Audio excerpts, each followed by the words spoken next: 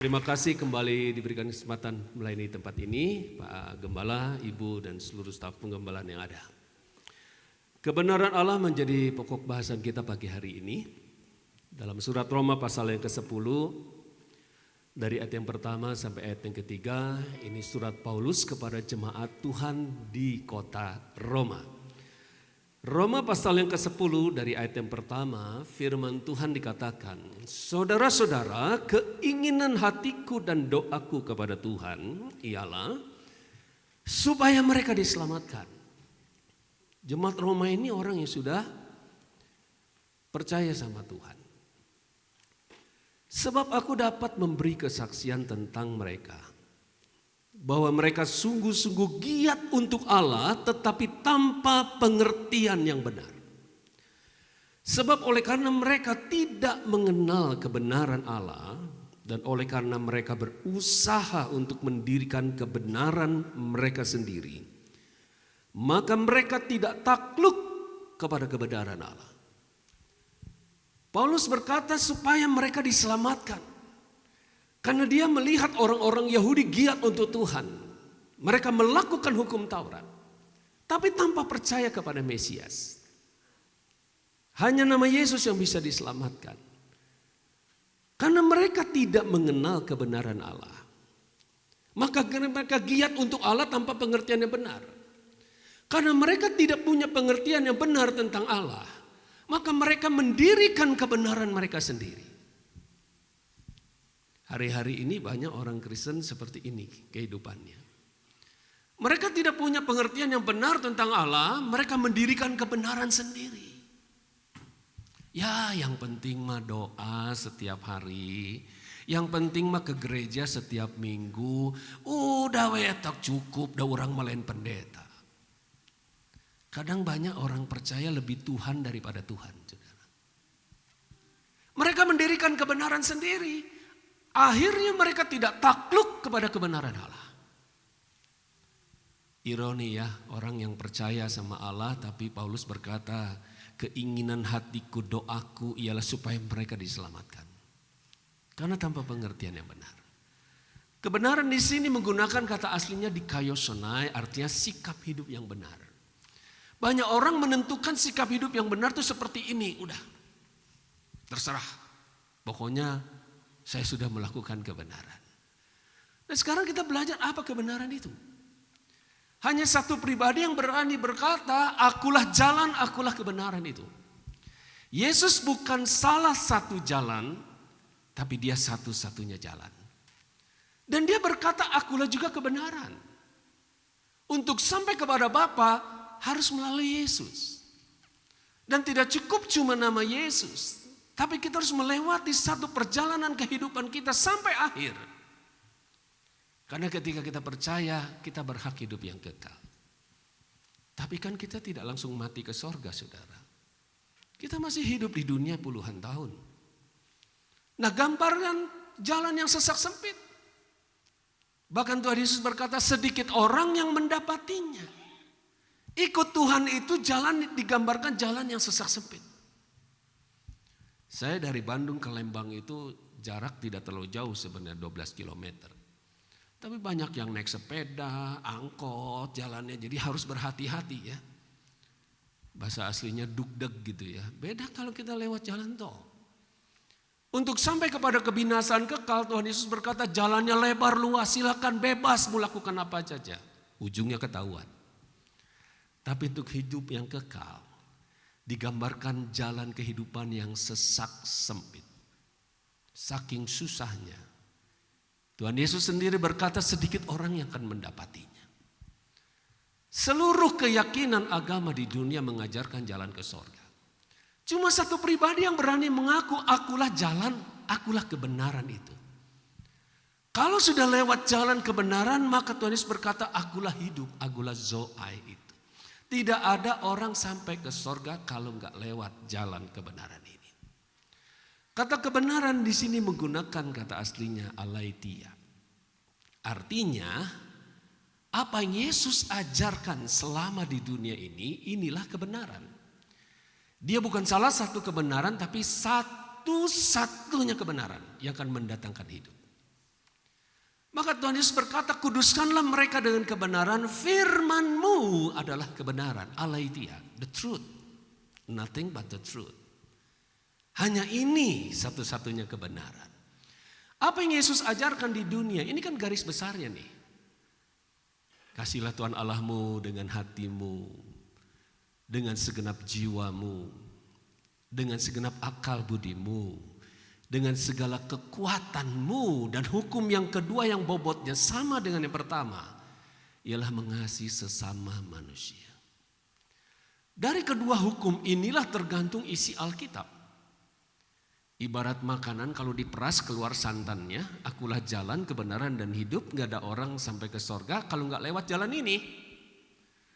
Jadi tidak cukup cuma percaya terima Yesus saja. Seperti orang Yahudi yang ditulis Paulus dalam surat Roma pasal 10 tadi. Mereka giat untuk Allah, mereka percaya Allah ada, tapi mereka tidak punya pengertian yang benar. Kenapa banyak orang tidak memiliki pengertian yang benar tentang Allah? Karena biasanya orang percaya senang mendengar dongeng. Dalam surat Timotius, 2 Timotius pasal 4, Paulus tulis begini sama anak rohaninya. Karena akan datang waktunya, hari-hari ini nih, akan datang waktunya orang tidak dapat lagi menerima ajaran sehat. Tetapi mereka akan mengumpulkan guru-guru menurut kehendaknya untuk memuaskan keinginan telinganya. Mereka akan memalingkan telinganya dari kebenaran dan membukanya bagi dongeng. 7 tahun saya dipercayakan menggembalakan jemaat di Pantura, daerah Brebes. Setiap bulan saya bikin evaluasi dengan para pengerja. Itu pengkhotbah yang minggu kedua gimana pelayanannya? Bagus kok, enak, khotbahnya ringan, kayak bubur ayam. Kalau minggu ketiga bagaimana? Itu juga enak, cuma agak pedas sedikit kayak masakan Padang. Kalau saya khotbahnya gimana? Oh, kalau Bapak terlalu pedas kayak rujak. Saya khotbah pedas bukan untuk menghakimi orang, tapi untuk mendidik orang dalam kebenaran. Pak, itu pendeta yang minggu kedua tuh bagus sekali, Pak. Ringan khotbahnya, enak didengar. Oh, kita semua diberkati. Kalau bisa nanti diundang lagi, Pak. Oh, begitu. Ya, kalau jadi berkat untuk jemaat apa salahnya? Nanti saya ke Bandung, saya coba hubungin lagi. Siapa tahu dia ada kesempatan lagi melayani di tempat kita. Setelah bubar pertemuan pengerja, para full timer bilang gini, jangan diundang lagi. Loh, katanya bagus. Bagus apanya? 3/4 di durasi khotbahnya cuma cerita tukang pecel dapat mujizat. Oh, baru saya ngerti, jemaat yang Tuhan percayakan sama saya masih anak-anak rohani. Jadi senang dengar dongeng. Ya, aduh, bagaimana Musa membelah Laut Merah. Oh, bagus ya. Bagaimana Tuhan Yesus melipat gandakan 5 roti dan 2 ikan. Mujizat terjadi. Wah, orang happy. Sebagus-bagusnya si penabur, sebagus-bagusnya benih, kan benih itu jatuh di tanah, lambang hati manusia. Sehebat siapapun pengkhotbah, sebagus apapun isi khotbahnya, tergantung kita mau meresponi firman Tuhan atau tidak. Siapapun yang berkhotbah di sini tidak akan mengubah nasib kita. Saudara tahu Benny Hinn? Siapa yang tahu Benny Hinn? Seandainya pagi hari ini yang khotbahnya Benny Hinn, apakah ketika kita keluar dari tempat ini hidup kita pasti berubah? Nasib kita langsung berubah? Tentu. Paling juga kita puas telinganya. Aduh, tadi khotbah Benny Hinn. Khotbahna naon? Teu nyaho, pokoknya alus we. Nah, bisa alus, nah pakai bahasa Inggris, Saudara.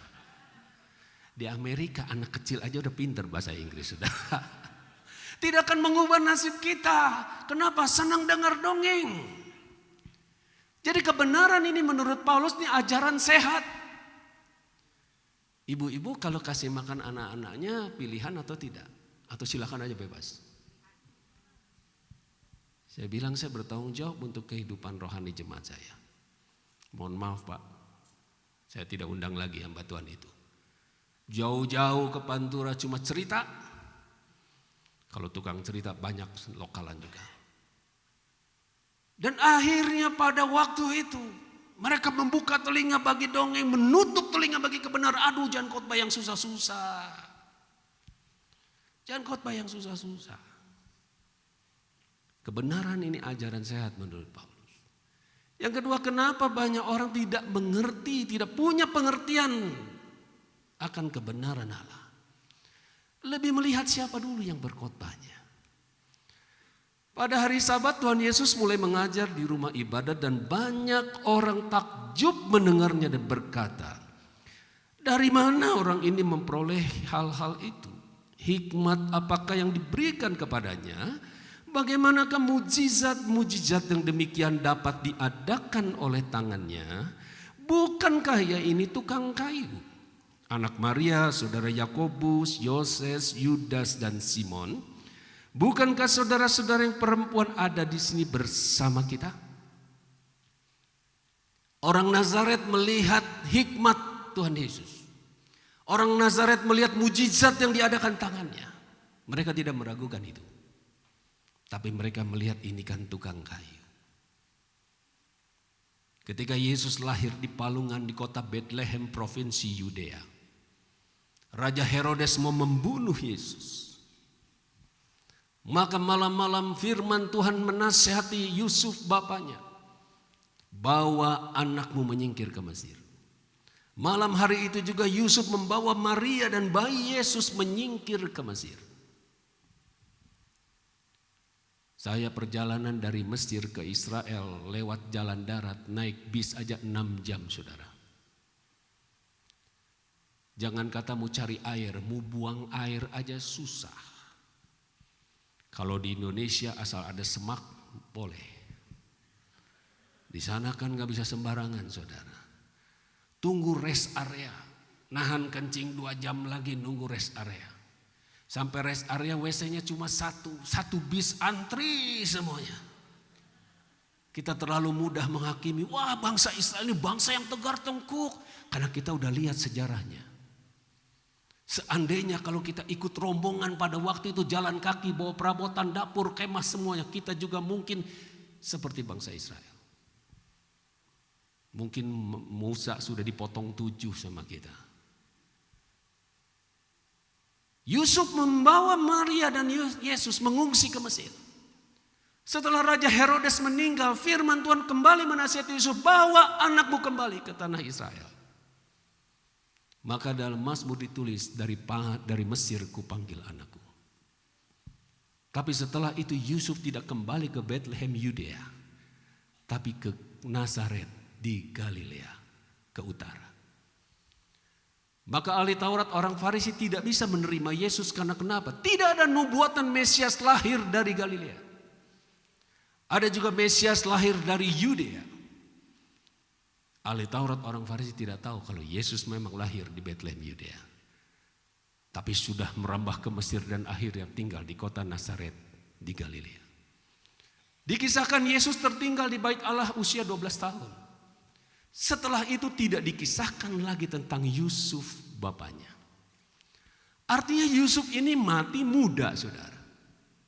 Dan Yesus sebagai anak yang sulung dia mengambil alih usaha bapaknya sebagai tukang kayu.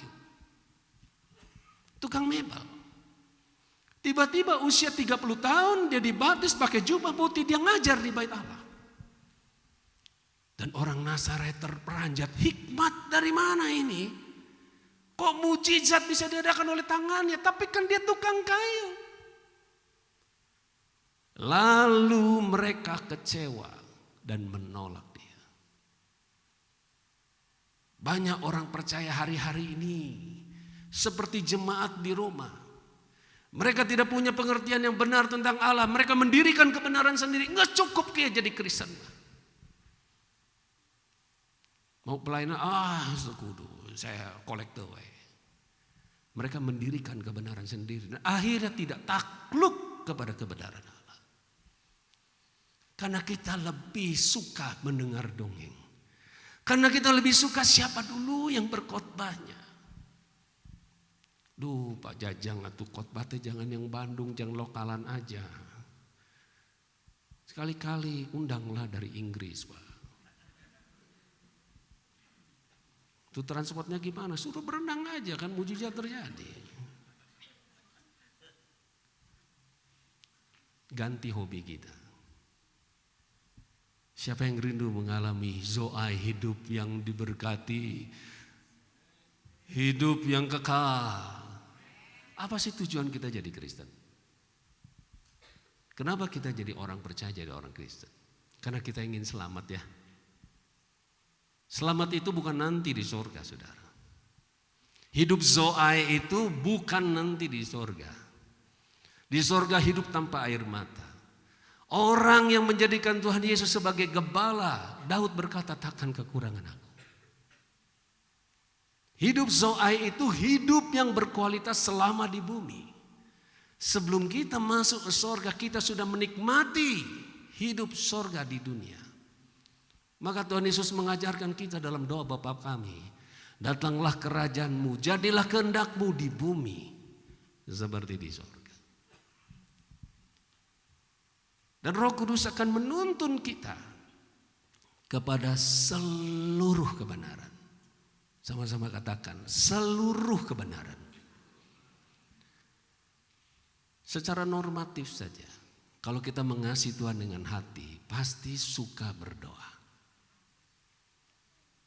Teman saya dulu jatuh cinta, dia tinggalnya di kota Makale Toraja, jatuh cinta sama kekasihnya di kota Palopo.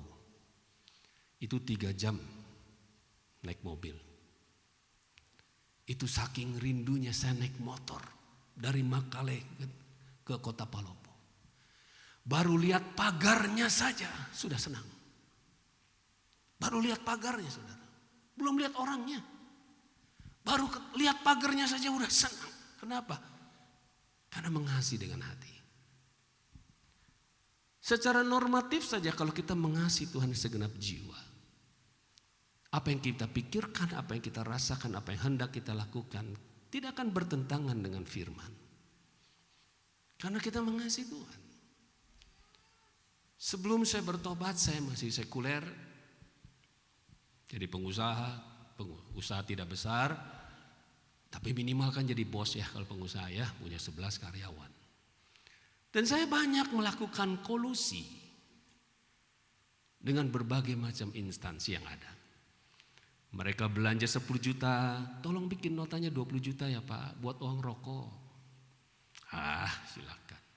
Belanja 20 juta, tolong nulisnya 30 juta ya, kan buat bagi-bagi berapa meja. Silakan. Saya pikirkan mereka yang korupsi, bukan saya. Hosea 4 ayat 6 dikatakan umat Tuhan binasa karena tidak mengenal Allah. Umat Tuhan binasa bukan karena gak suka ke gereja, bukan gak suka berdoa, karena gak mengenal Allah. Bahkan saya bikin nota kosong, tanda tangan, stempel. Silahkan tulis seberapa gejik. Tapi omatnya belanja ke saya.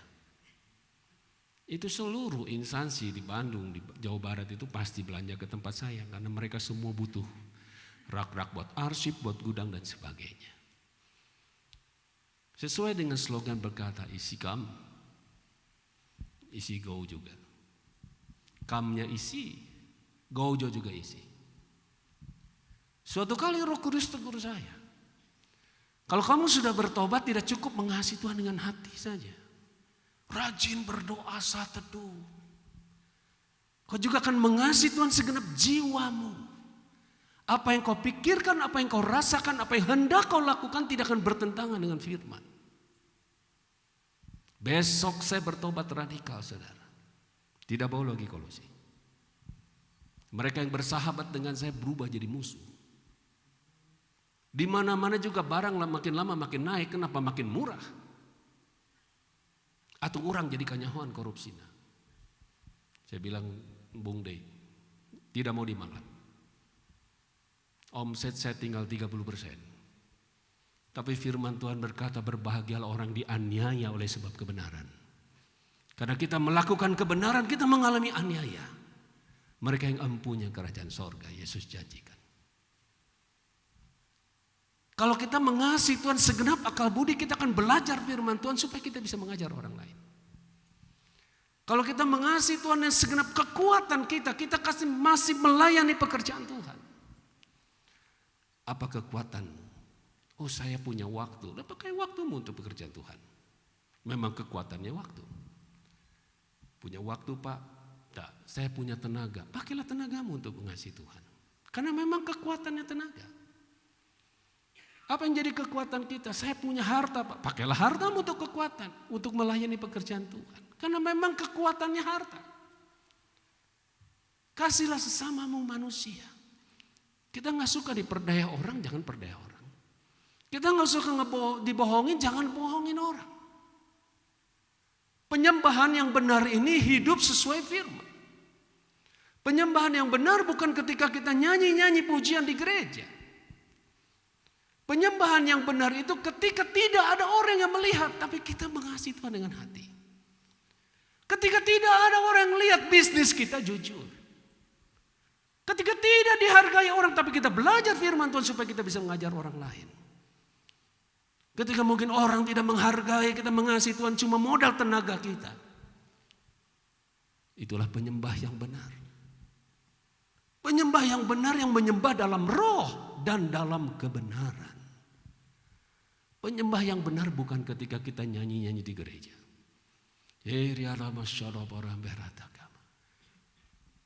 Penyembah yang benar ketika kita hidup tidak ada orang lihat.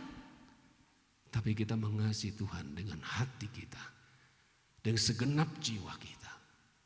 Kita ambil keputusan itu tidak mau lagi kolusi. Tidak ada yang tahu, saudara. Ketika Roh Kudus memimpin kita, ayo kasih Tuhan dengan akal budimu. Saya tergerak untuk ambil lagi sekolah. Sampai gembala kita almarhum bilang, masih sanggup kamu sekolah? Ya, insya Yesus, Pak. Pelayanan kamu udah bagus, kenapa kamu masuk sekolah lagi? Ya kalau saya lebih bagus, nanti jemaat juga yang diajar lebih bagus.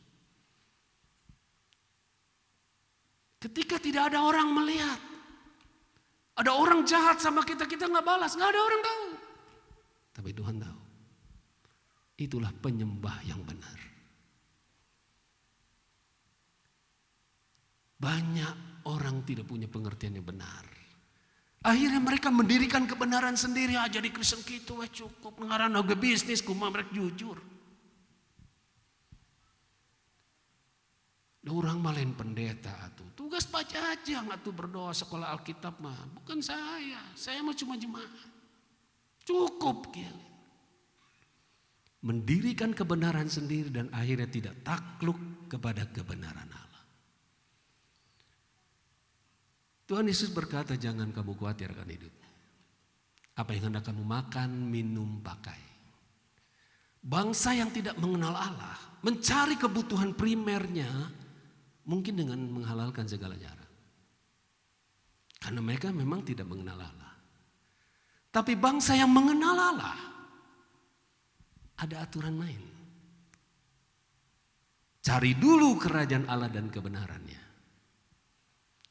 Maka semuanya, sama-sama katakan semuanya. Bukan satu-satu. Semuanya akan ditambahkan kepadamu. Ada maka berarti ada jika.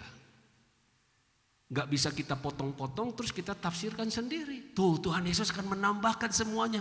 Yuk kita berdoa nanti Tuhan tambahkan. Tuhan Yesus gak mengajarkan seperti itu. Kita tidak mendirikan kebenaran menurut versi kita sendiri. Langsung kita comot ayatnya setengah terus kita tafsirkan sendiri. Ayo sering saat teduh. Tambah lagi mesbah frekuensinya 1 jam jadi 2 jam. Nanti akan ditambahkan semuanya.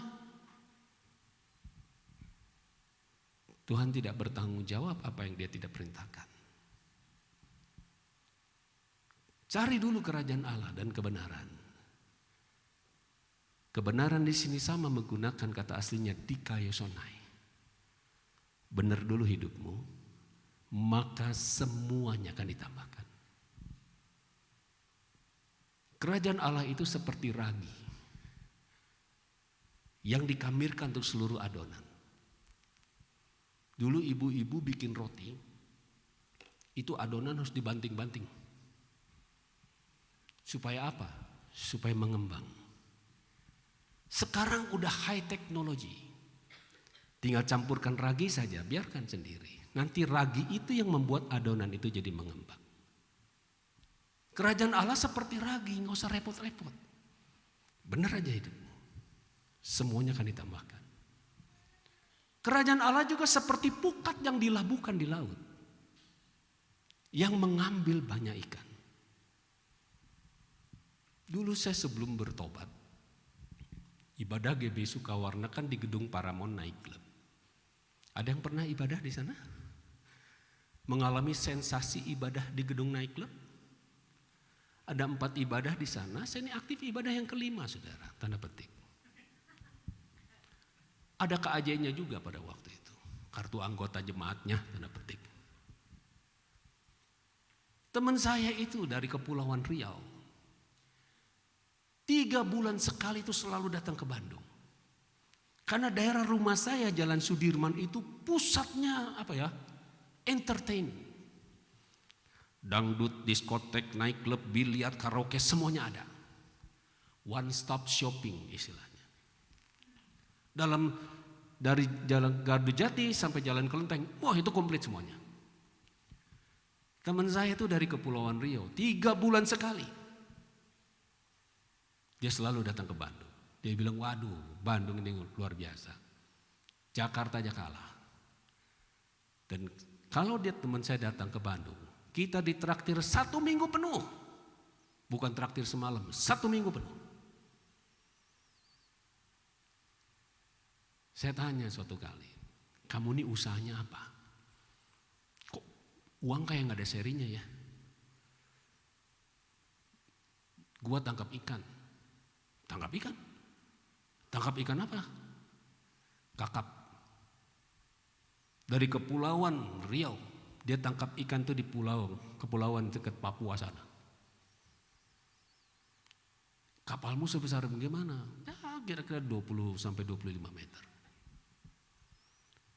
Dia tangkap kakap merah. Persepsi saya dia lempar jaring begitu.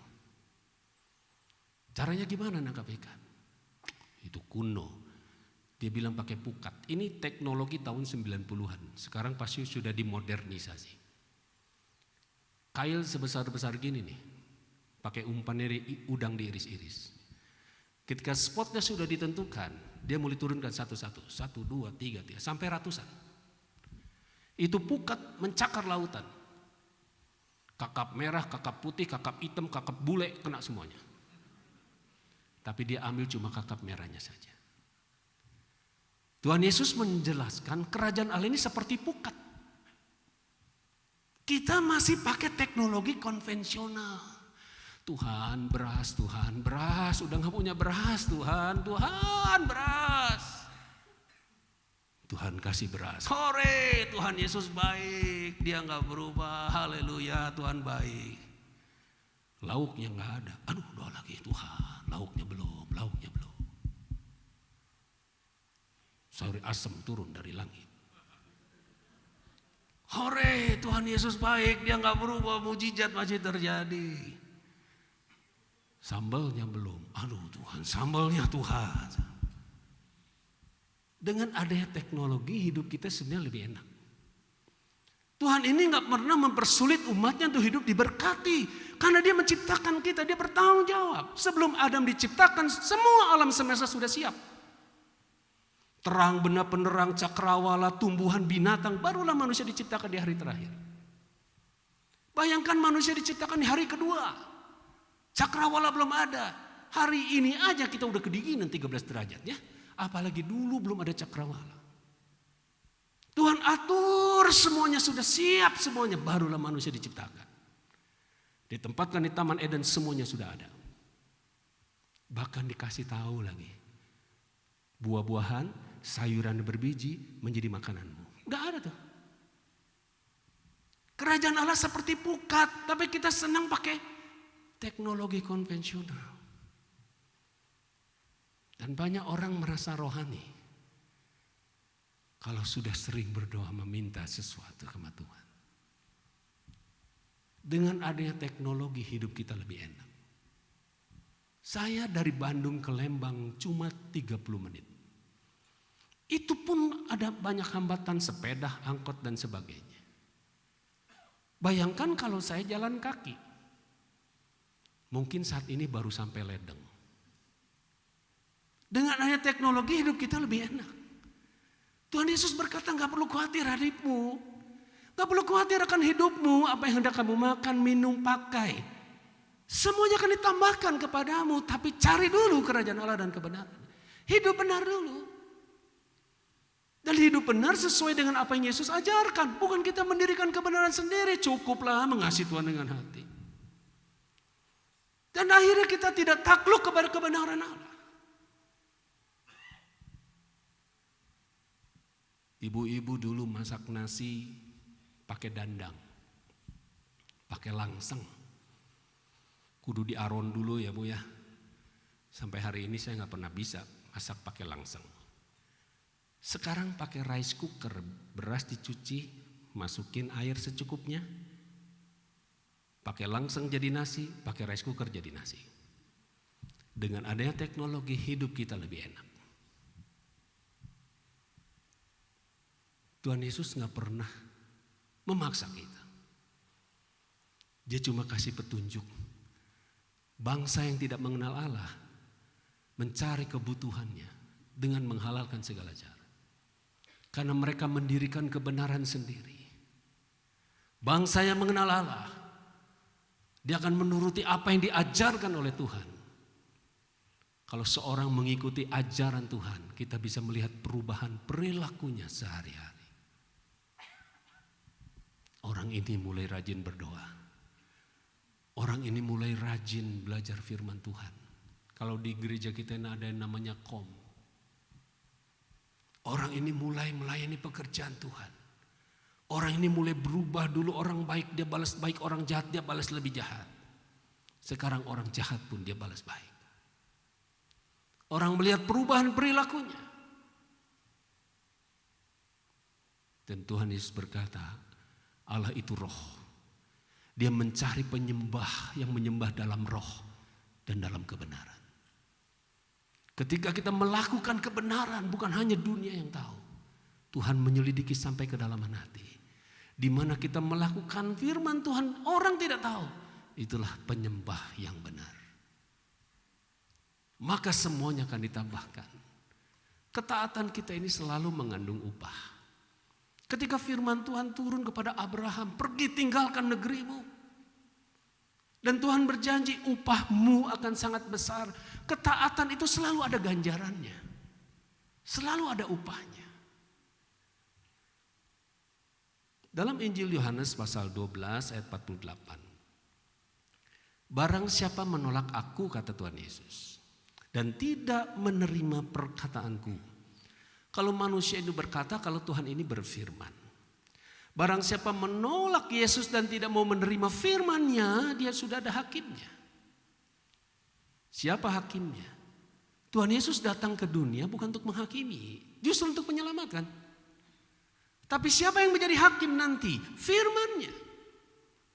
Siapa tolak firman sama juga nolak pribadinya. Karena dia firman yang dulu bersama dengan Allah, dan firman itu adalah Allah sendiri. Kita tolak firman-Nya sama juga dengan menolak pribadinya. Itu akan menjadi hakim kita. Karena begitu besar kasih Allah akan dunia ini, dikaruniakan anak yang tunggal. Barang siapa percaya, tidak binasa. Yang tidak percaya, sudah ada hakimnya. Siapa menabur, dia menuai. Sudah menabur belum? Kalau Tuhan memberkati seseorang, segalanya akan dijadikan berhasil. Bukan tergantung jenis usahanya. Dan itulah juga akan menjadi hakimnya pada akhir zaman. Hakim ini mengambil putusan bukan berdasarkan muka. Kamu perkara apa? Kriminal Pak. tapi cantik ya, bebas. Gak bisa begitu. Hakim mengambil keputusan berdasarkan hukum yang ada. Nanti Tuhan Yesus datang kali kedua untuk menghakimi. Kedatangan pertama untuk menyelamatkan. Kedatangan yang kedua dia duduk sebagai hakim yang adil. Dan dia mengadili berdasarkan hukum yang dia tetapkan. Kamu sudah mengasihi Tuhan dengan hati? Sudah. Sudah mengasihi Tuhan segenap jiwa? Belum Tuhan. Sudah kamu mengasihi Tuhan dengan segenap akal budi? Enggak ada waktu Tuhan. Sudahkah kamu mengasihi Tuhan dengan kekuatan? Aduh gengsi Tuhan. Sudahkah kamu mengasihi sama manusia? Ya kalau dia baik Tuhan. Kalau dia jahat saya balas jahat. Itulah yang akan menjadi hakim di akhir zaman. Saya undang pemusik untuk maju ke depan. Efesus 2 ayat yang ke-12. Ini Alkitab versi firman Allah yang hidup. Ingatlah bahwa waktu itu hidup saudara sama sekali terpisah dari Kristus. Siapa tolak aku, tidak menerima firmanku, sudah ada hakimnya. Saudara memusuhi anak-anak Allah dan Allah tidak menjanjikan suatu pertolongan apapun kepada saudara. Saudara tersesat tanpa Allah, tanpa harapan. Di depan rumah saya setiap malam ada banyak homeless, gelandangan, pemulung yang tidur di emperan toko. Saya kalau pulang malam masukin mobil suka prihatin ya. Tentu saja mereka tidak bercita-cita hidup seperti itu. Siapa sih yang punya cita-cita jadi gelandangan? Sampai suatu kali ada seorang ibu bilang gini, kok minta bea sekilo kok. Saya bukan tidak berbelas kasihan untuk tidak mau kasih beras. Kalau saya kasih beras ibu ini 1 kilo, saya jadi bakti sosial malam-malam saudara. Pasti semua nyerbu. Saya bilang yang kayaknya bunya, maksud saya jangan depan banyak orang. Kami kalau di gereja suka ada konsumsi ya. Kalau sisanya saya minum, buat saya. Bagi-bagi. Kalau ada nasi box, saya bagikan mereka. Itu lagi tidur saya bangunin, Pak. Iya Pak, ya nasi Pak. Oh, no neng. Langsung bangun tidur, gak cuci tangan langsung makan. Aduh, itu ekspresi kelaparan ya. Pakai karung, itu kan barang-barang hasil memulung itu kan gak bisa langsung jadi duit kan.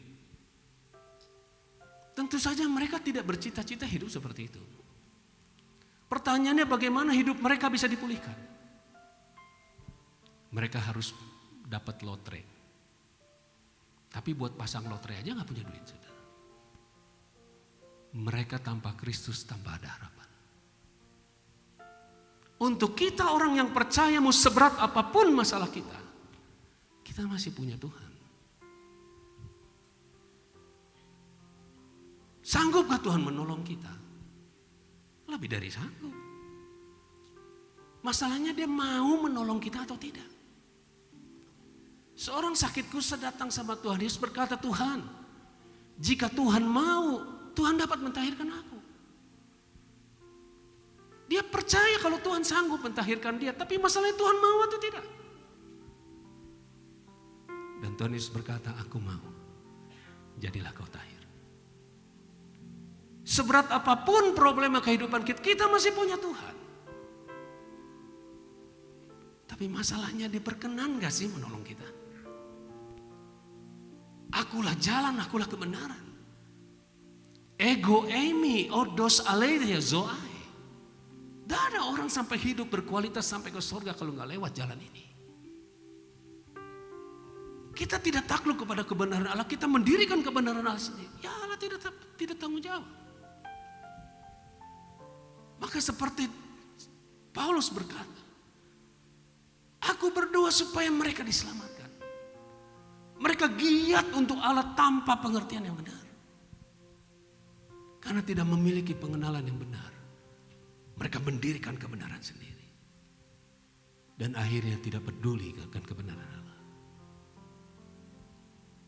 Pagi hari ini, mari kita lihat ke dalam introspeksi. Apakah kita ini sedang mendirikan kebenaran sendiri? Apakah kita sungguh-sungguh berjalan sesuai kebenaran Allah? Untuk menjadi seperti Yesus itu saya katakan impossible. Tapi Tuhan melihat effort kita. Tuhan melihat hidup kita dengan sungguh-sungguh kita mulai mengejar kekudusan itu. Sekalipun tidak pernah sempurna. Bukan berarti kalau tidak bisa sempurna gak usah dilakukan. Tuhan lihat perjuangan kita. Berjuang masuk ke jalan sesak sempit itu. Allah tidak menjanjikan suatu pertolongan apapun. Orang yang menolak firman-Nya. Sekali lagi. Allah menjanjikan pertolongan kepada orang yang setia kepada kebenarannya. Akulah jalan, akulah kebenaran, akulah hidup. Ego aimi, odos aleidia, joai. Tidak ada orang langsung jam hidup berkualitas tanpa lewat kebenaran. Semuanya harus lewat kebenaran. Artinya apa? Hidup benar. Maka semuanya ditambahkan. Kerajaan Allah seperti ragi. Kerajaan Allah seperti pukat yang mengambil banyak ikan di laut. Hidup benar. Tuhan menambahkan, Tuhan mendandani kehidupan kita. Sehingga firman Tuhan berkata engkau akan tetap naik dan tidak akan pernah turun. Siapa yang rindu mengalami hal itu? Katakan amin saudara. Kasih tepuk tangan bagi Tuhan kita.